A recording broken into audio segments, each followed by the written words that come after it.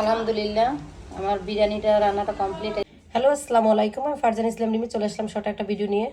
ভোর রাত থেকে উঠে মেয়ে বলতেছে মাংস খাবো মাংস খাবো, ও আসলে মাংস বলতে পারে না। তো আমি এখানে একটা ছোট টোপলায় এটুকু 2-3 পিস কলিজা আর একটু মাংস ছিল ওটুকু নিয়েছি। তো ওকে এ থেকে ভাবছি একটু বিরিয়ানি। তো আমি মাংসগুলো এরকম ছোট ছোট পিস করে নিয়েছি, দিয়ে দিলাম রসুন আর দিয়ে দিচ্ছি দিয়ে দিলাম আপনার বিরিয়ানি মশলা, আর দিয়ে দিচ্ছি কিছু পেঁয়াজ কুচি, দিয়ে দিচ্ছি তেল, একটু লবণ। এখন মেখে ম্যারিনেট করে রেখে দিচ্ছি এক সাইডে 1 ঘন্টার মতো। ওটা গুঁড়া দুধ, কিছু লিকুইড দুধ, তেল গরম করে